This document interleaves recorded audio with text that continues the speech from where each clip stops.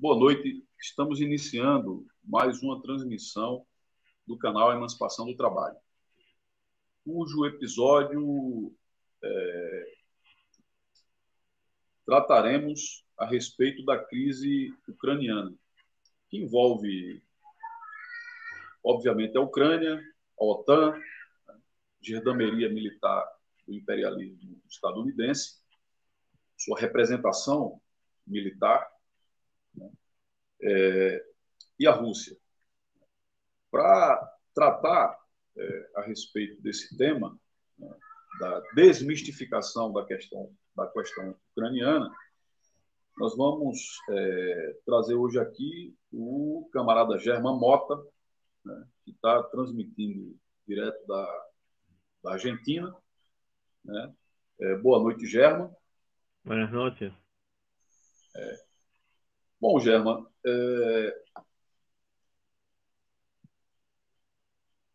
há uma mistificação em torno da questão ucraniana, né, de uma hipotética defesa, né, do imperialismo, né, de toda a malta de forças que se agrupam, né, toda a constelação de forças que se agrupam em torno do imperialismo estadunidense, de uma hipotética defesa da integridade nacional ucraniana, que estaria sendo agredida, né, pela Rússia. Né? Essa cantilena, ela foi assimilada, né, pela esquerda, e isso está sendo ventilado, propalado, sobejamente, né, pela mídia venal, pela mídia semicolonial e pela mídia metropolitana imperialista, né, de um indefeso país, que seria a Ucrânia, que teria sua soberania nacional ameaçada por uma força agressora externa, que seria a Rússia. Né? Então, eu queria que você desmistifique. E aí há toda uma teoria, né? Toda uma abstração em torno de que a Rússia seria um país imperialista. Outros dizem que seria uma categoria, inclusive, esdrúxula, que seria um imperialismo subalterno, né? Ou uma força imperialista concorrente e em disputa, né, com o imperialismo estadunidense na crise de hegemonia. Eu queria que você explicasse um pouco, desmistificasse um pouco isso. A Rússia é imperialista, de fato, a ação defensiva que a Rússia imprimiu na Ucrânia, né, a ação ofensiva dentro de uma lógica defensiva que a Rússia imprimiu na Ucrânia é uma agressão, né, e uma ameaça sobre a soberania nacional ucraniana. A Rússia, de fato, é um país imperialista. Bueno, vamos por partes. Vamos a caracterizar a Rusia. Rusia no es un país imperialista y lo podemos fundamentar. No solo decimos que no es imperialista, lo fundamentamos. O sea, Rusia produce mucha más plusvalía, mucha más maízvalía que la que consume. O sea, la maízvalía y la plusvalía no viene del exterior de su periferia, viene del propio centro de Rusia. Eso es contrario a lo que sería un país imperialista, un país opresor. Si vamos a hacer un análisis materialista en la anatomía económica, no coincide con la de un centro imperialista. Es así de simple. Es una potencia capitalista, más no un país imperialista. Digámonos que la exportación de capitales no es decisiva. Todas las razones que caracterizan a un país imperialista no están en Rusia. Segundo término, la pretendida agresión. Rusia no está agrediendo. Rusia se está defendiendo. Primero, está protegiendo la franja de lengua rusa en Ucrania. Segundo, si se iba a desplegar el avance de la OTAN en el este europeo que estaba avanzando, incluso rompiendo los pactos del 97, si iban a avanzar hacia Ucrania, si iban a desplegar el sistema de misiles, iban a desplegar en Ucrania con capacidad de llegar a Moscú y San Petersburgo en forma tan rápida que no dar oportunidad de respuesta a Rusia. Lo que se estaba consiguiendo en la práctica era anular la independencia nacional de Rusia. Por lo tanto, Rusia está protegiendo su independencia nacional, está defendiendo la franja de lengua rusa en Ucrania. Frente a la cuestión de Ucrania tenemos tres factores: la lucha contra el imperialismo, que es la lucha contra la OTAN; la lucha contra el nazismo, del régimen pronazi de Kiev, donde los propios grupos paramilitares que están yendo a atacar a las fuerzas, al ejército ruso y a las milicias de Donbass, esos grupos paramilitares son explícitamente nazis, con su simbología y todo. Y tercer factor, el de las minorías nacionales de Ucrania, oprimidos por el propio régimen nazi de Kiev, y la franja de lengua rusa, de fala rusa de Ucrania, que es obviamente oprimida por ese régimen. Tenemos el conjunto de los factores que toda la visión progresiva del asunto, que implica una progresividad, está del lado de la victoria de la intervención rusa y de las milicias de Donbass aliadas. Es simple la respuesta frente a esa cuestión. German, as repúblicas autônomas à margem do Rio Don, né, Lugansk, Donetsk, e o seu reconhecimento explícito, o seu reconhecimento, digamos, oficial por Moscou da sua independência, né? Há toda uma cortina de fumaça, né? Podemos chamar assim, uma cortina de fumaça, de que isso seria apenas um álibi para a intervenção russa, né? E uma russificação da Ucrânia, né? Porque, veja, a Ucrânia, o imperialismo, com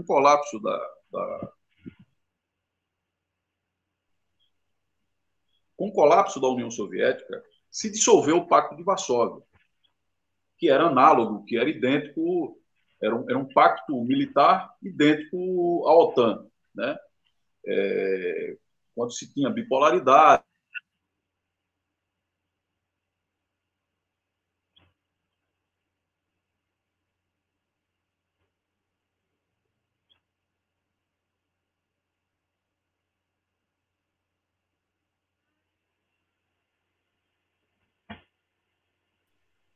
Vejam como é inusitado, como é surreal isso, né?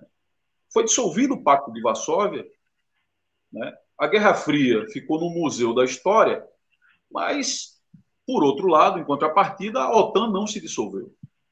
Não houve um desmantelamento da OTAN. Pelo contrário, a OTAN se expandiu exponencialmente, né? Não só do ponto de vista do seu poderio militar, da sua maquinaria militar, mas geograficamente ela teve uma expansão enorme, inclusive nas franjas da fronteira oriental da Europa, né? E se estabeleceu, inclusive, nos Balcãs, né? Países como Letônia, Estônia, Lituânia são hoje parte integrante da OTAN, que nós sabemos, uma representação militar do imperialismo estadunidense, né? Mas ele teve um comportamento absolutamente diferente com relação à Ucrânia.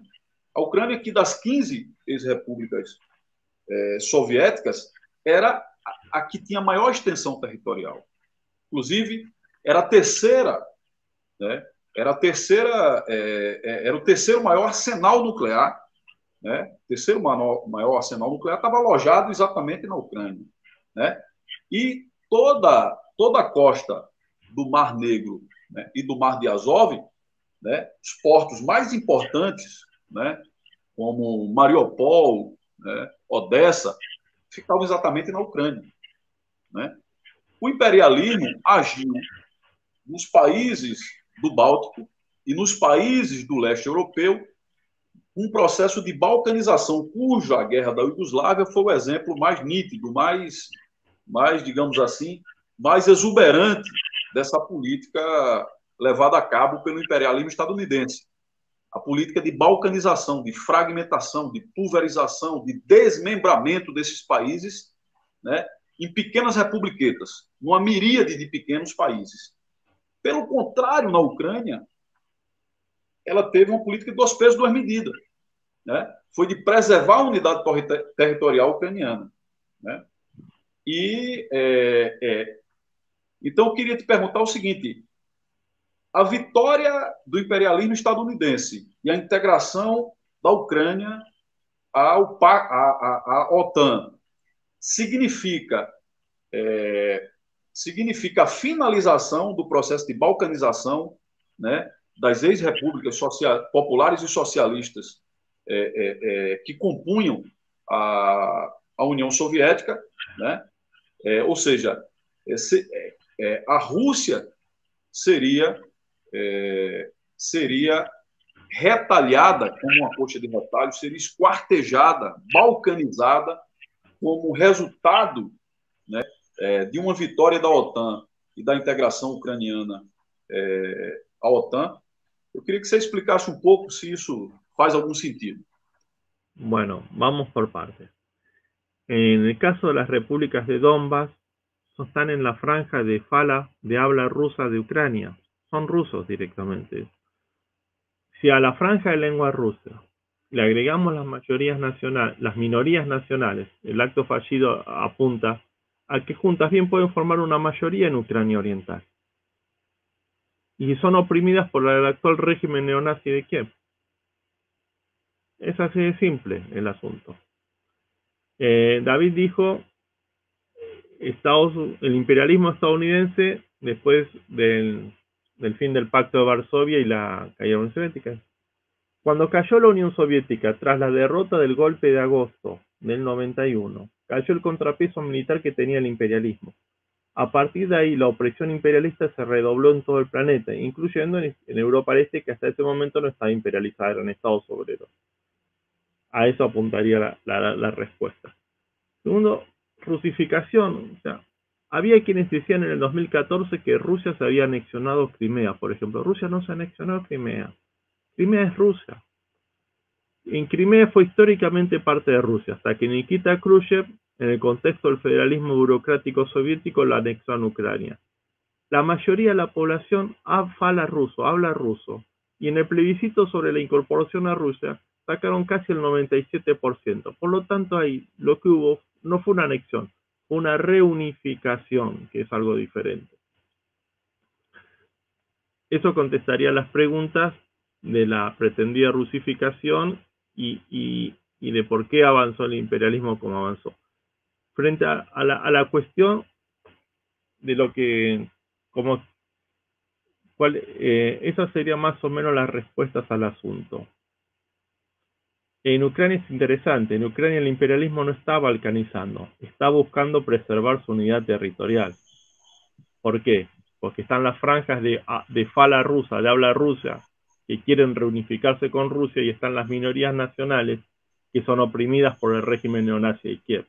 El imperialismo cambia su política en Ucrania, como la cambió en Georgia, en el oeste y el sur había una franja de fala rusa y también minorías nacionales, según tengo entendido, incluyendo un componente armenio, que sumadas daban una mayoría. Ahí el imperialismo cambiaba la política y estaba por la integridad territorial de Georgia.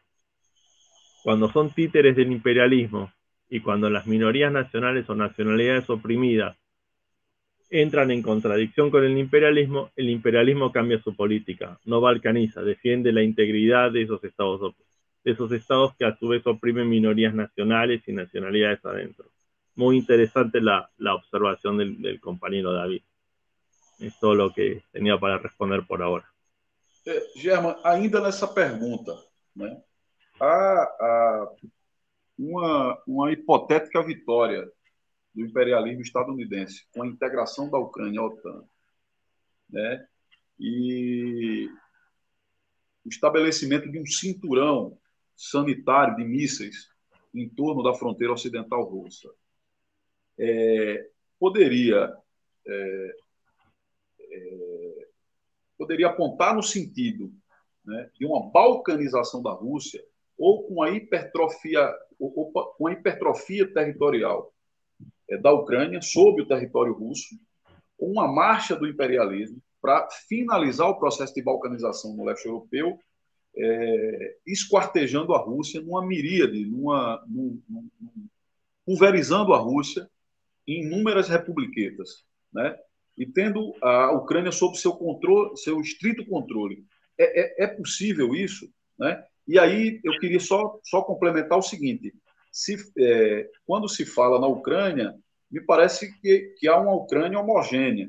Eu não sei se eu estou equivocado, mas tem muitas minorias nacionais no interior da Ucrânia. Tem turcos, tem búlgaros, tem romenos, tem russos, tem sérvios, tem croatas, né? Há opressão nacional, né? Inclusive porque é um argumento que se esgrima dizendo o seguinte: olha, é uma fantasmagoria, né? Porque o imperialismo estimulou grupelhos fascistas no interior da Ucrânia, né? Fez aquele movimento na Praça Maidan para derrubar o governo eleito, né, ucraniano, né? Fez movimentos importantes na Bielorrússia no sentido de tentar balcanizar a Bielorrússia, que é um dos últimos países do leste que não foi dividido, que não foi fragmentado, que não foi desmembrado. Inclusive fez movimentos recentemente no Cazaquistão também, né? No Cazaquistão, né? Na região dos Urais, né? E do Mar Cáspio.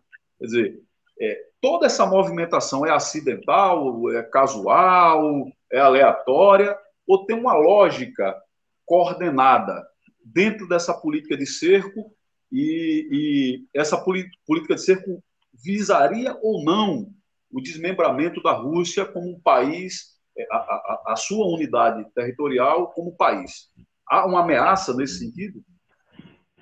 La principal amenaza es el fin de la independencia de Rusia, con el despliegue de los sistemas balísticos y el ingreso, los sistemas misilísticos, y misiles balísticos incluidos, y el ingreso de la OTAN el ingreso de Ucrania a la OTAN.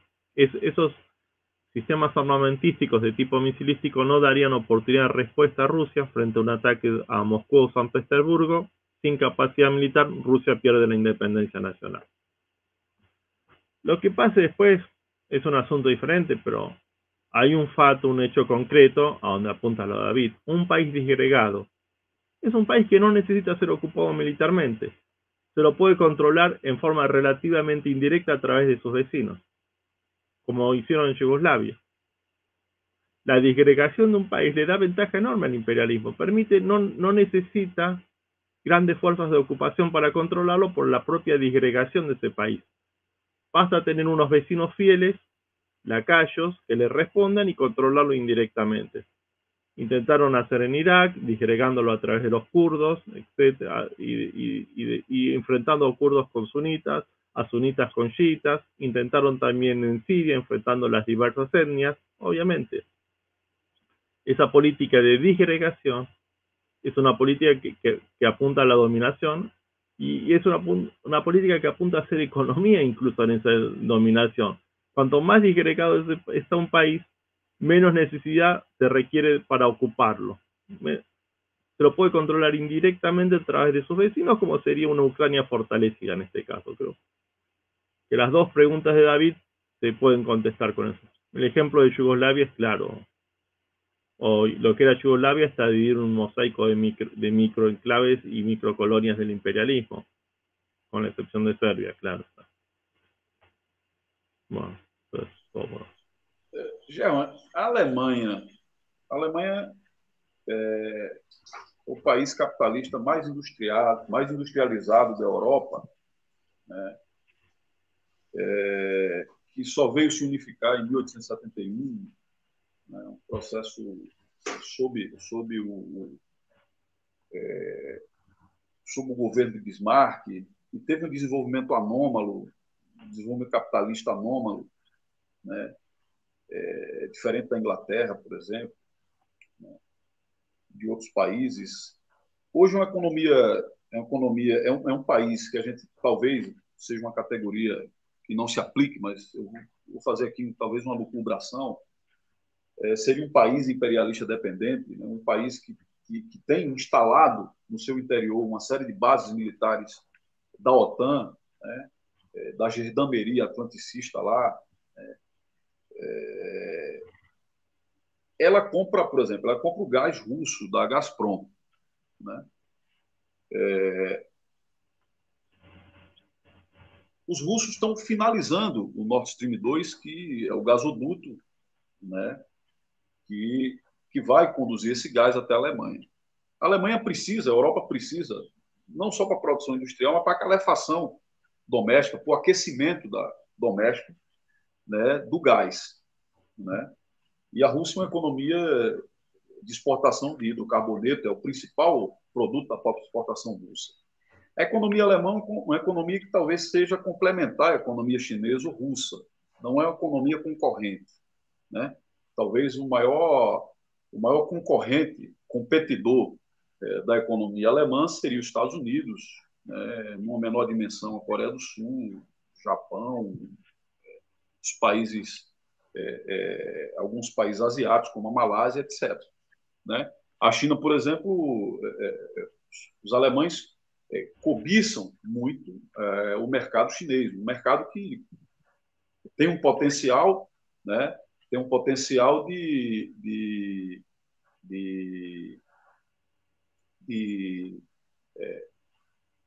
ampliar suas camadas intermediárias, né? Suas camadas médias, em pouco tempo. Acho que daqui 10 anos, 12, 13 anos, a China, isso segundo a previsão de alguns especialistas, a China vai ter uma classe média robusta, composta de mais de 1 bilhão de indivíduos, né?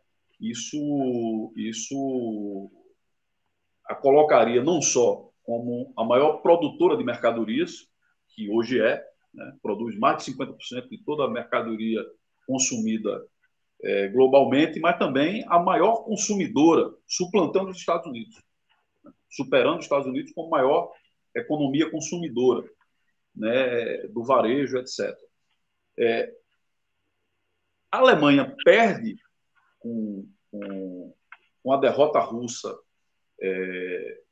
na questão ucraniana, ou ela não tinha interesse imediato, né? A Europa estaria fazendo uma guerra sob procuração, né, da representação militar estadunidense, né? Eu queria que você explicasse um pouco isso, porque me parece que essa política de cerco tem muito a ver com a integração alemã à economia da Eurásia, né? Então, essa política de cerco continental tem a ver com isso, tem o papel de neutralizar a influência, a penetração sino-russa na Península Europeia. A Alemanha perde ou ganha, né? Há um incremento do valor do capital constante na composição da massa de capital alemão, o que inflacionaria o custo de produção das mercadorias, que teria um efeito negativo globalmente. Ou essa especulação que eu estou fazendo é fora de órbita? No, no es especulación porque descansa sobre hechos, sobre fatos reales. Por lo tanto, no está fuera de órbita. O sea, como bien señaló David, Alemania busca abastecerse de Rusia y busca complementarse con China. O sea, una interpretación mecánica diría que Alemania está pronta para emblocarse con el polo ruso-chino, mas nosotros no somos mecanicistas. Tenemos que partir de la concepción de que Alemania no tiene autonomía geoestratégica, es dependiente geoestratégicamente del imperialismo estadounidense. Solo en Baviera hay 140 bases militares estadounidenses. Más aún, Alemania, igual que Japón, se reconstruyeron económicamente a partir del imperialismo estadounidense en la posguerra. Y probablemente algunos de los que nos están escuchando interesados en la historia del siglo XX habrán sabido lo que históricamente fue la Mitteleuropa, o sea, las líneas de expansión alemanas hacia Europa centro-oriental. Probablemente el soborno que el imperialismo estadounidense le da a Alemania sería, bajo protectorado estadounidense, líneas de expansión hacia la Europa centro-oriental por parte de Alemania. O sea, la reconstrucción de una Mitteleuropa, el último ensayo fue el nazismo y fracasó, pero esta vez en el siglo XXI, solo que bajo protectorado estadounidense. Es una salida posible para el imperialismo alemán en este momento.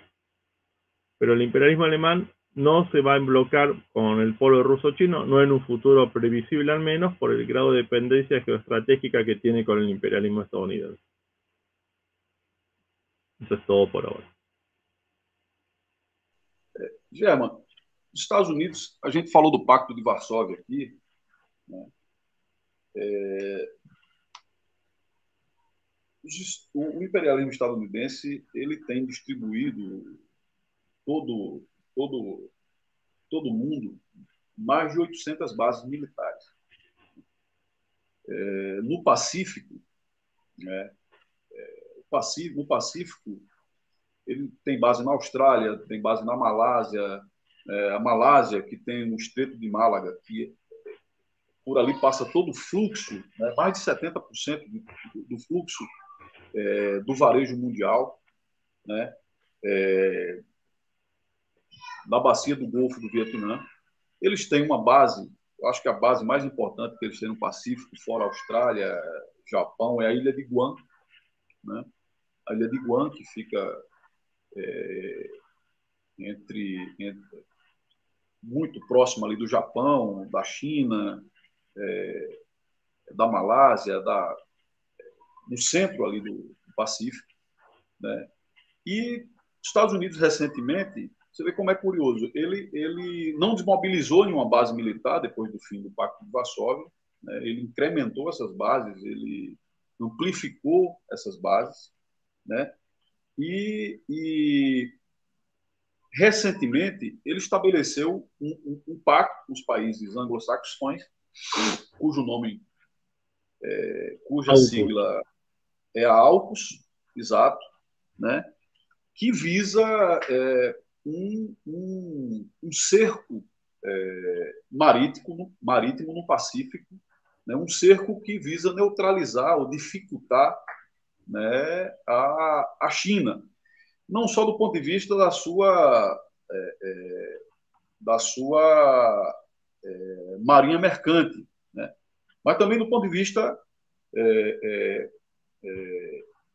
vista militar, né? A China, depois da derrota dos Estados Unidos, do imperialismo estadunidense no Afeganistão, está estabelecendo uma rota alternativa pelo Afeganistão com o porto de Guatá, né? A China, que está investindo na construção da Nova Cairo, né? Hoje tem o controle do canal de Suez, isso vai lhe permitir escoar mercadorias a partir do porto de Guam pelo canal de Suez, né? O que tem uma relação importante com o Irã, né? E tem o suporte do Irã no Golfo de Omã, né? No Estreito de Hormuz, para também ter uma rota alternativa pelo Golfo Pérsico. Quer dizer, os Estados Unidos intensifica essa política de cerco em torno da China, né? Estimula o nacionalismo taiwanês, estimula o nacionalismo, junto com a Grã-Bretanha, o nacionalismo em Hong Kong, né? Para dificultar a integração dessas ilhas à China continental, que inclusive é dela por direito, tanto Taiwan como a China, né? Taiwan controlada pelo Kuomintang, né? Depois da vitória em 49 da Revolução Chinesa, né? Se tornou o refúgio dos nacionalistas, né? Sob proteção do imperialismo estadunidense, né? Então, veja, seria essa política de cerco continental, né? Na Europa Oriental, seria uma política complementar, uma política coordenada, uma política casada para tentar estrangular a integração eurásica impedir a expansão chinesa em direção ao Ocidente?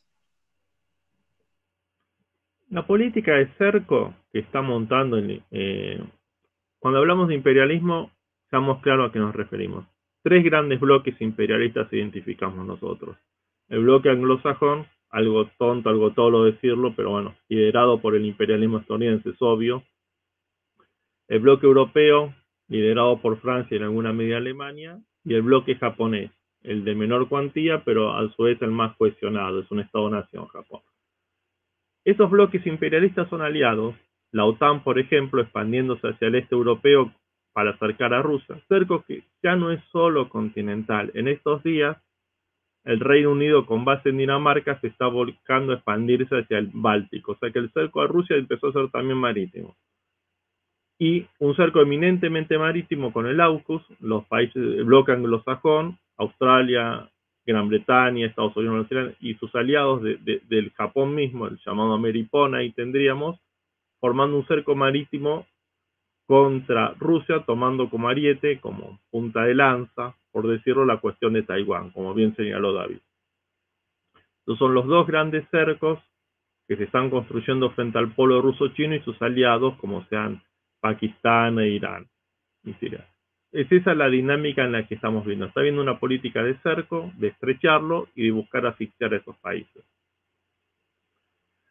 China responde buscando vías alternativas, como la ruta la hace a través de los países del Medio Oriente y Asia Central, como por ejemplo el caso de Irán, Pakistán, etc. Esa es a grandes rasgos la dinámica. El tema de Taiwán y Hong Kong es obvio, y el Pacífico también. Gran Bretaña y Estados Unidos son las grandes potencias marítimas.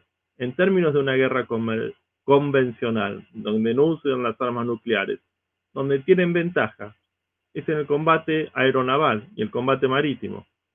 Por eso buscan cercar desde el Pacífico y usar como punta de lanza a Taiwán. La respuesta china, como bien se le ha dado David, después de la derrota del imperialismo en Afganistán, es contestarle con la ruta de la seda en Afganistán, Pakistán.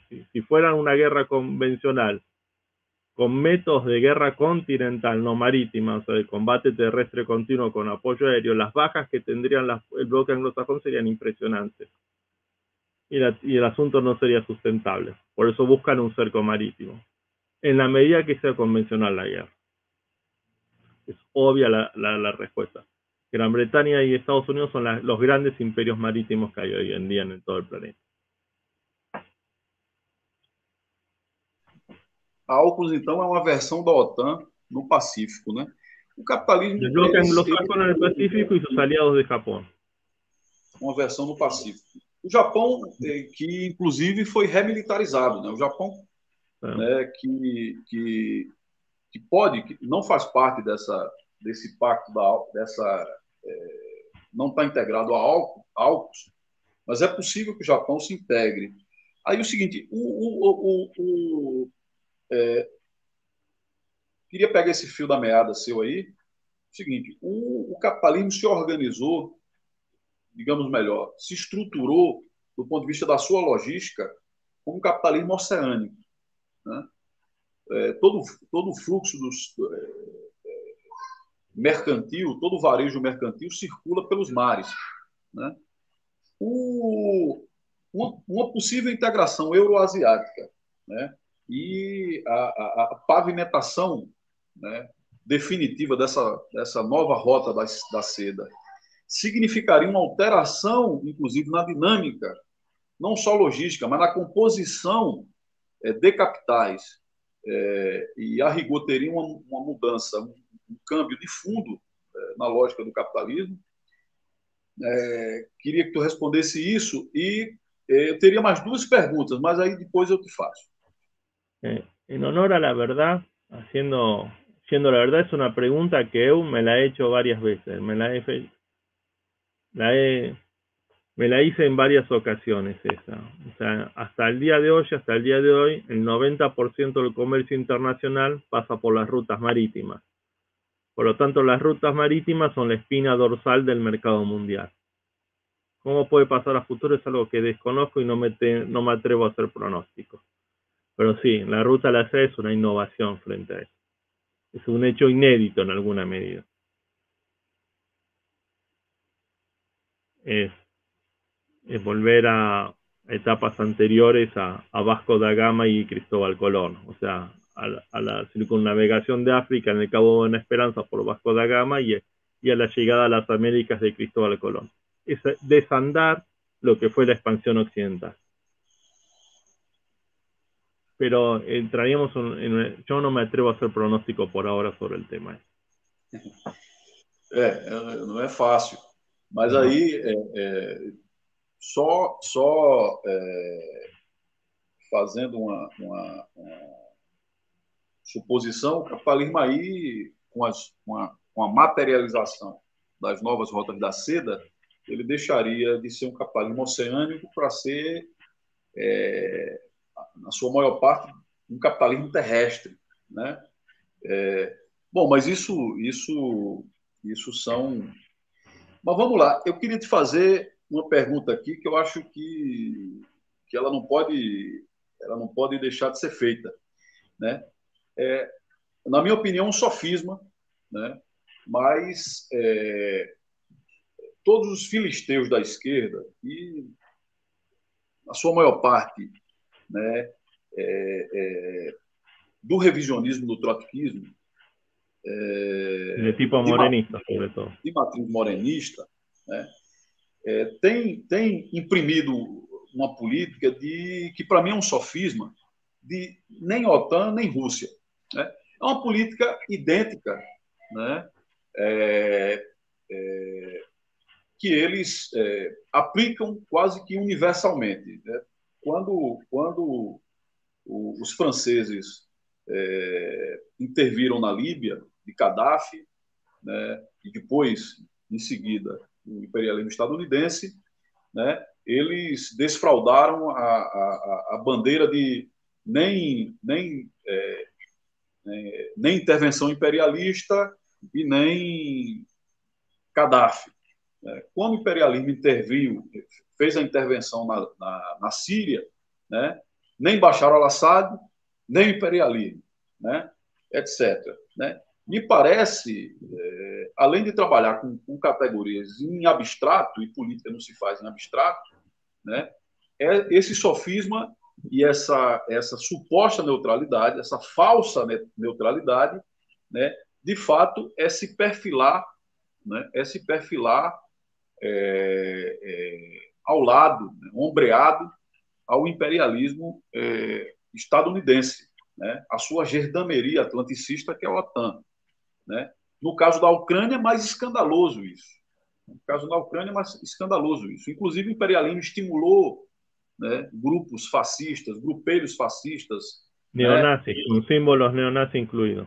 Exato. Milícias fascistas, como hoje constituem um batalhão, né, do exército ucraniano, que é o batalhão Azov, né? Inclusive, tá correndo com a botina na bunda, né? Lá em Mariupol, né, na região portuária de Mariupol, né, sendo defenestrado de lá pelo exército russo, né? Esses mesmos filisteus da esquerda, pacifistas de salão, dizem que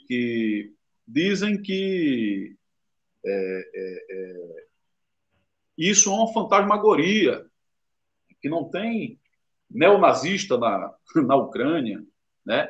Que aquilo não é um engendro, né? Aquele nacionalismo xenófobo lá da Ucrânia, na sua versão fascista, é uma fantasmagoria, né? É uma fantasmagoria. Eu queria que você explicasse, né, se de fato esses revisionistas do trotskismo, eles são en realidad no es neutral entre un país oprimido por el imperialismo como es Rusia, que es país oprimido de momento que produce más maisvalía, más plusvalía que la que consume.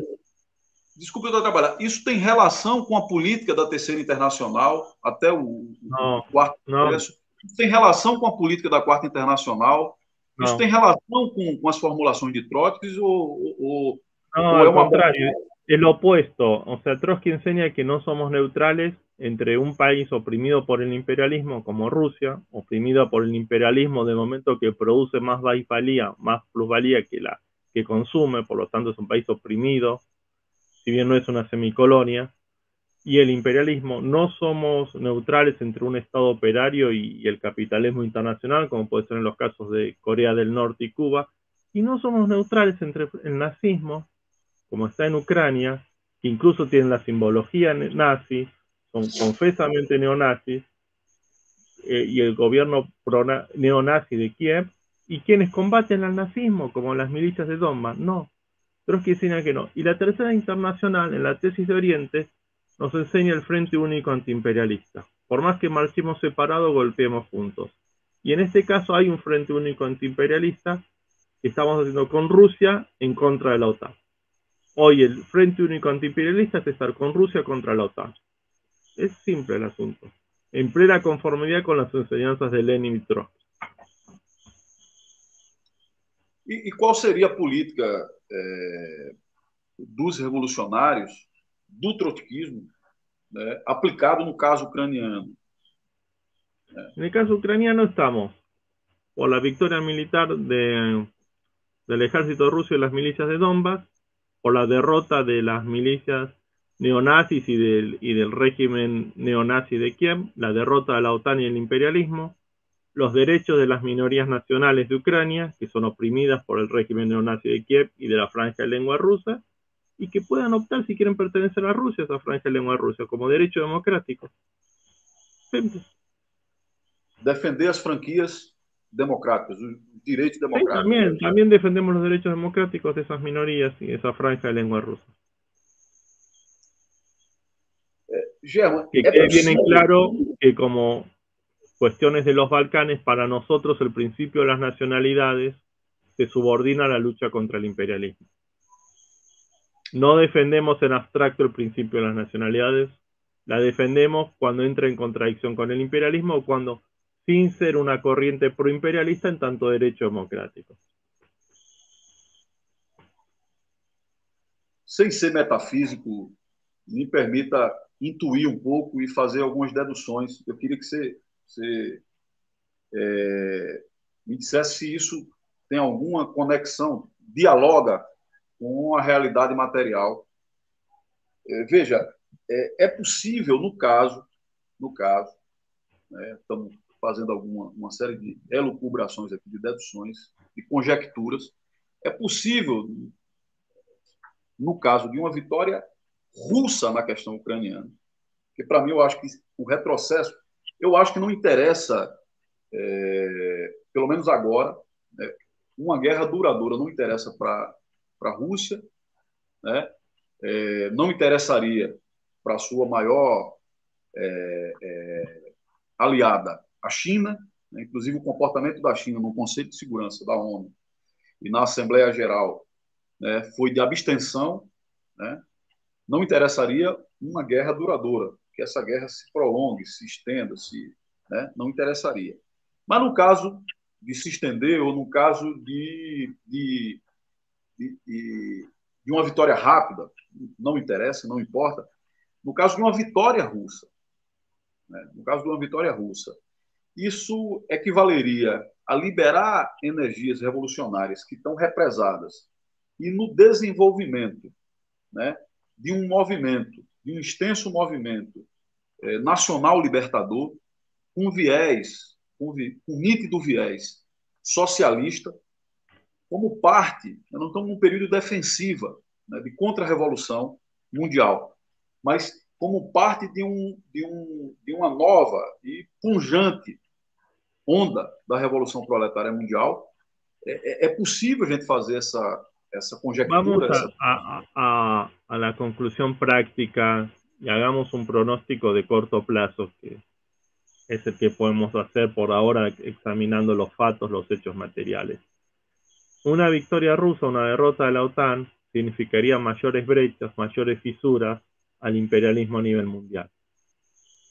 Eso tácticamente puede ser aprovechado y tácticamente va a beneficiar va a acelerar, va a cortar los tiempos de recomposición del proletariado internacional, sin duda. Todo lo que le abre una brecha al imperialismo, todo lo que le arme una fisura, acorta los tiempos de recomposición del proletariado internacional y favorece las causas de los pueblos oprimidos de todo el planeta, sin poner expectativa en ninguna fracción de la burguesía mundial y defendiendo siempre ante todo la independencia de clases. Pero sí, abriría una brecha, abriría una fisura y permitiría cortar los tiempos de recomposición de las luchas del proletariado internacional.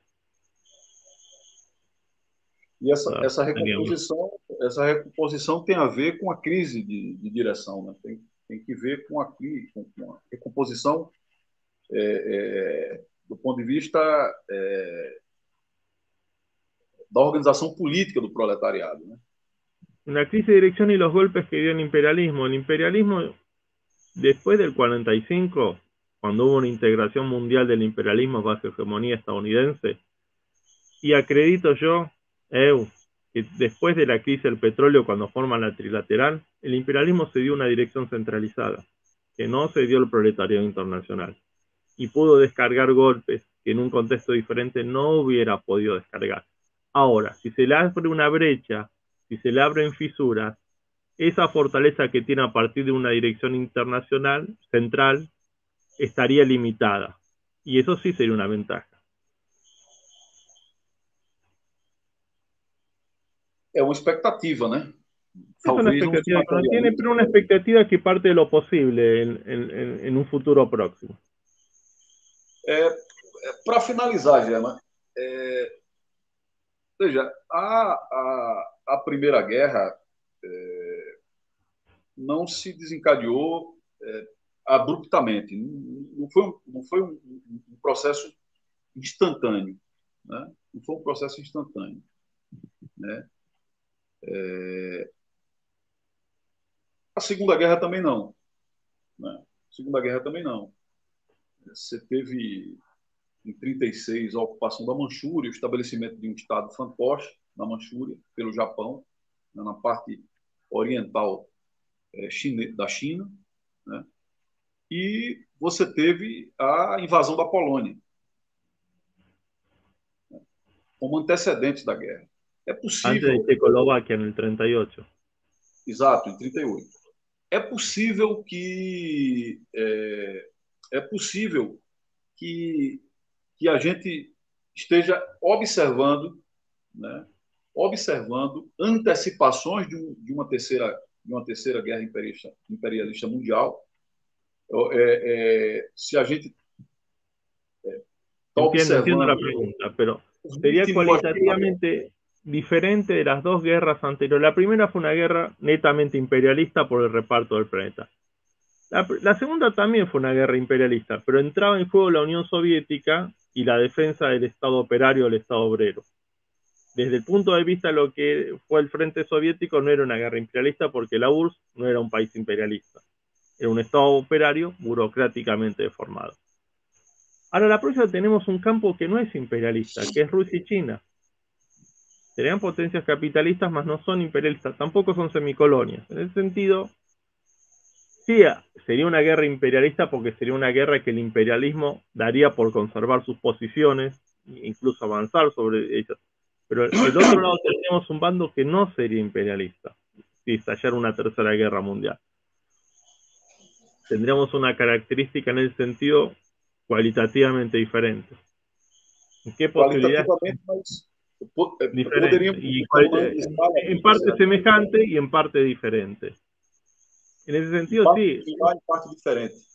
Mas, assim, poderíamos dizer que estamos na antessala de uma terceira guerra, de uma guerra mais generalizada, que não só seria uma guerra localizada, pontual. Nosotros desde la Liga Comunista y Tendencia Militante Bolchevique, la LCTMB, venimos trabajando con esa posibilidad. La posibilidad como salida de alta probabilidad para la crisis, no de una tercera guerra mundial.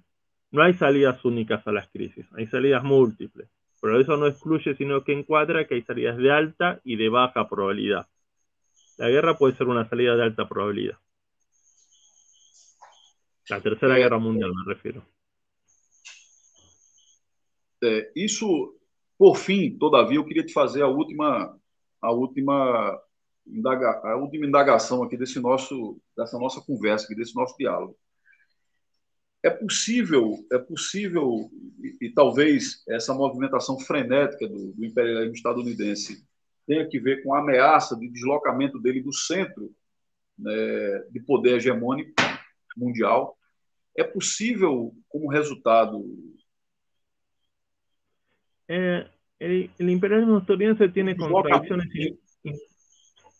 internas muy fuertes. O sea, el golpe que intentó Trump en su momento ante la victoria de Biden con la toma del Capitolio es mejor símbolo, no es solo un símbolo, porque se trató de un fato real, de un hecho real, concreto, político, pero el mejor ejemplo de las contradicciones internas que tiene el imperialismo estadounidense es ese. Tiene profundas divisiones internas hoy en día. Y como salida hacia adelante va hacia la guerra, a la Tercera Guerra Mundial, para dar salida a esas contradicciones, es algo que no se le puede dar una respuesta por sí o por no, por sí o por no. Pero es algo probable, ¿cierto? Esa sería mi respuesta.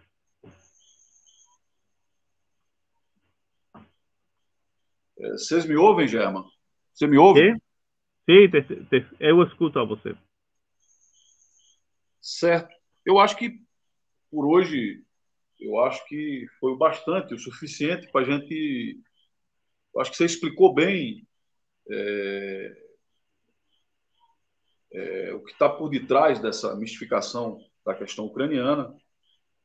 Eu acho que, pelo que eu entendi, o imperialismo tenta se salvar dessa ameaça, pelo menos retardar essa ameaça de deslocamento dele do centro de poder hegemônico, que está ameaçado, de fato, né? Não só pela própria crise interna y por las nuevas potencias que están emergiendo como China y Rusia. Los dos factores están convergiendo, la crisis interna del imperialismo y el surgimiento de nuevas potencias. Como fuga hacia adelante esa crisis interna puede ir a la guerra y también puede ir a la guerra para mantener su posición de primacía a nivel mundial, o por los dos factores juntos, como se diría en Argentina, una cuota y una cuota. O que, dentro desse raciocínio, não só pela sua crise intestinal, sua crise interna, mas também pela emergência de potências capitalistas disputando a hegemonia, a supremacia hegemônica mundial, mas isso a gente pode deduzir a partir disso que se abrem perspectivas formidáveis, né? Formidáveis de recomposição, de reorganização do proletariado, na perspectiva, inclusive, de uma nova de uma nova grande onda, né? De uma nova vaga revolucionária, né?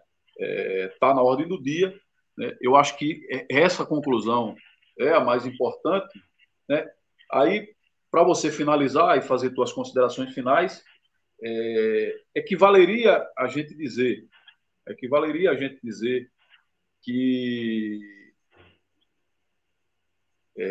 é possível, né? Que é possível essas forças do proletariado nesse período se reorganizarem. É possível a reorganização internacional do proletariado no seu partido mundial? La primera cuestión, las brechas que tendría el capitalismo internacional se multiplicarían. Brechas que va a tener siempre. Es una expresión de las tendencias anárquicas del capital, de su anarquía económica, que se manifiestan también políticamente. Pero en el contexto que nosotros estamos previendo, esas brechas, esas fisuras se potenciarían a límites que todavía no podemos imaginar. En ese sentido, favorecería enormemente la recomposición del proletariado internacional y la causa de los pueblos oprimidos en todo el planeta. Eso es indudable. Eso abriría unas contradicciones muy fuertes en la clase enemiga.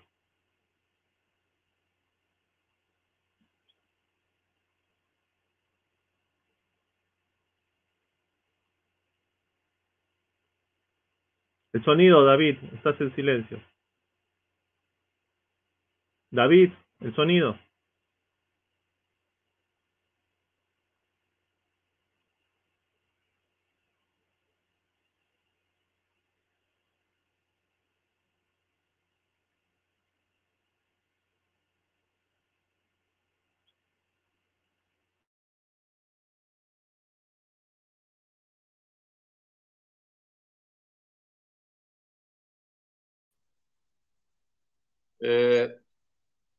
Acho que voltou agora. Oscilou o sinal aqui de conexão. Bom, eu acho que nós finalizamos por hoje. Queria agradecer. Você quer fazer mais alguma consideração final? Você quer fazer mais algum complemento, Germán? No, considero que lo esencial ya lo hemos expuesto sobre la Mais algum comentário? Não.